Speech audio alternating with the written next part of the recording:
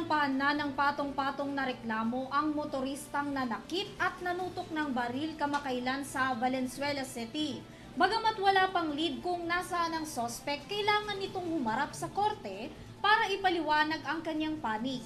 Sakali namang hindi magpakita sa itinakdang oras, posibleng ipaaresto ang lalaki sa pamamagitan ng warrant of arrest. Si Henry Nicolas magbabalita.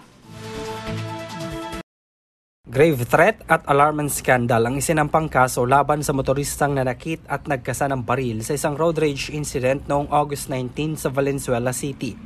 Kinilalang suspect na si Marlon Malabute na hanggang ngayon ay pinaghahanap pa rin ng mga otoridad sa tulong ng 4 na tracker team na binuo ng Valenzuela City Police.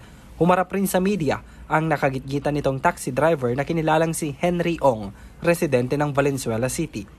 Sabi ni Ong, wala naman raw umano siyang ginawa at hindi nakipagsagutan. Bigla na lang raw uminit ang ulo ni Malabute saka naglabas ng kanyang baril. Dagdag pa nito, kasalanan raw ni Malabute dahil bigla umano niyang kinat kaya ito nagkasagian. Kasalubong po kami, nagkasagian po kami ng sasakyan na Fortuner at bumaba po kami, nag-usap ng sandali at siya po yung nagalit at pagbalik niya po may dala na po siyang baril. Ganun lang po ang nangyari sa amin. Base rin sa tracker team na binuo, napag-alaman na pangatlong may-ari na si Malabute sa SUV minamaneho nito. Pinasasauli na rin sa kanya ang baril na ginamit at binawi na rin ng PNP Firearm and Explosive Office ang license to own and possess firearms.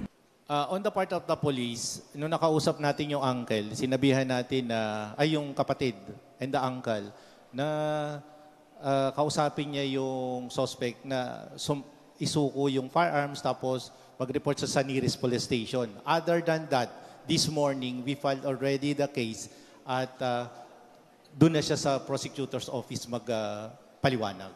So, doon niya nasasagutin yung kasong isinampa sa kanya.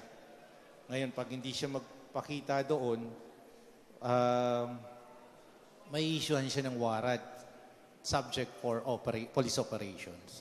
Dahil rin sa insidente, tumigil muna sa pamamasada si Ong dahil raw sa trauma. Hindi rin daw siya agad nagreklamo nung mangyari ang insidente dahil na rin sa takot. Samantala, tiniyak naman ng lokal na pamahalaan ng Valenzuela ang tulong kay Ong, partikular na ang pagsagot nito sa abogado. Inatasan na rin daw nito ang Valenzuela Police na dagdagan ang police visibility sa lungsod. Lesson learned, no? Number 1 is police visibility.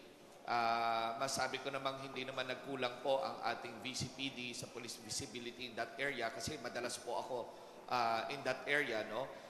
But I already tasked Colonel Destura na dagdagan po ang police visibility natin knowing na may mga nakatira sa karating area natin na medyo malakas po in loob tulad ho nito na nang aapi pa ng mga kababayan ko, no?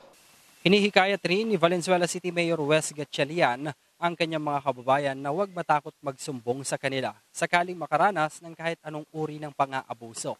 Nanawagan rin ito sa publiko na maging responsableng motorista, lalong-lalo na sa pagdadala ng baril at huwag abusuhin ang pribilehiyong ibinigay ng gobyerno.